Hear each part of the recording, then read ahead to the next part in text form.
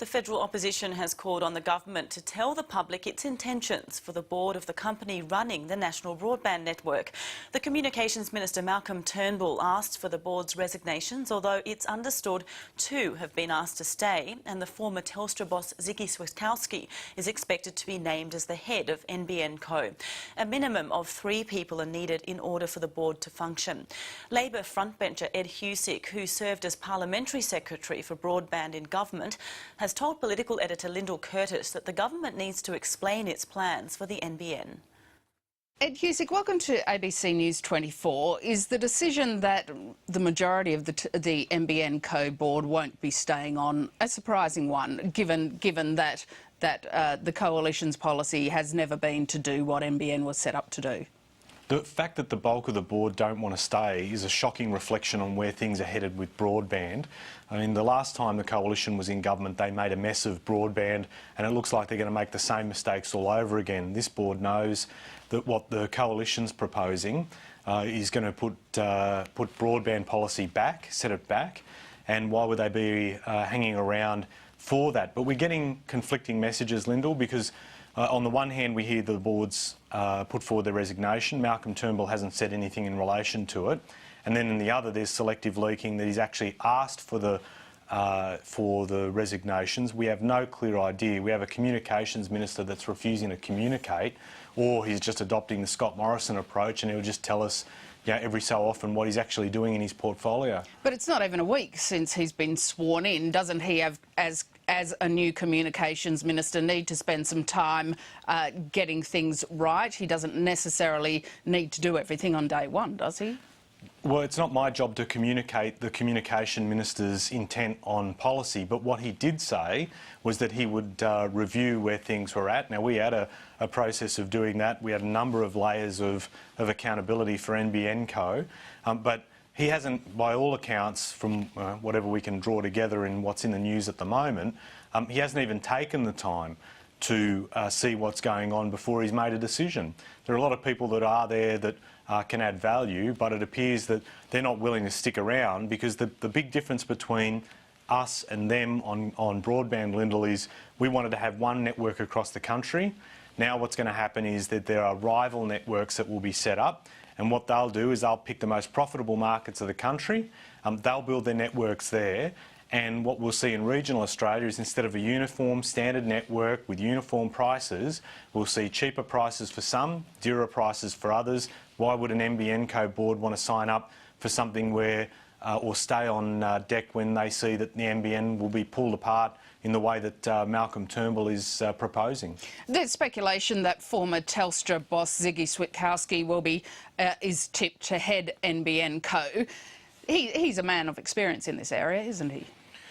Yes and no. I mean, obviously people are making a broad reflection on his time as the Telstra CEO, and before that he was with Optus, but he's not really been involved in a rollout of this nature before, so there will be question marks about how that will pan out. But obviously, but this is a first for Australia, so really there are very few people, apart from those people involved now, who've been involved in a rollout of this nature. Well, I'm taking what the coalition said beforehand, Lyndall. They said that they wanted to see someone with infrastructure expertise in these roles, and if they're going now to Mr Switkowski, again, with all due respect to him, I don't know necessarily what his background is in necessarily rolling out an infrastructure network of this kind, but the thing is, they made a mess of broadband when they were in government last time. It seems like they're going to make a mess of it again. And the first job of the incoming CEO is now apparently renegotiating a deal with Telstra, where Telstra is saying they're not going to take or accept anything lower than what they got for the price already. And they're not willing to keep renegotiating these type of complex arrangements where it does take a lot of time and a lot of resources to do, and they're not just going to keep chopping and changing the agreements. But there will have to be renegotiation with Telstra, won't there? Because Labor had negotiated to get access to Telstra's pits and ducts. The coalition wants to take over Telstra's copper to make the connection from the node to the home. So there will have to be changes to that deal, won't there? Spot on. I think they will. This is a critical thing Lyndall, that under the arrangements we made, one of the biggest corporate deals around that took some time to do, we had to be very tough with Telstra, and Telstra are not an organisation that you just walk over in negotiations. They're equally hard-headed, and understandably so. They've got shareholders to report to. Under our deal, we only ever got access to the duct. We never ever leased or bought copper. Now, Telstra has basically a desperate customer in the coalition, and the coalition has never said, Lyndall, how much it will cost to lease or buy that copper off Telstra, and that's what they're going to have to do. Now, there have been all sorts of reports about how much that copper network costs. So I saw one report at one point suggest it was $40 billion for the copper network. Now, either the coalition is going to buy it or they're going to lease it. We don't know because the coalition's never been upfront about it, and we've got a communications minister that won't communicate. If I can ask you one final question about the leadership, the Labor leadership. The ballot, I think, opens today for party members. Caucus won't vote until October, but have you made up your mind who you'd like to see as leader?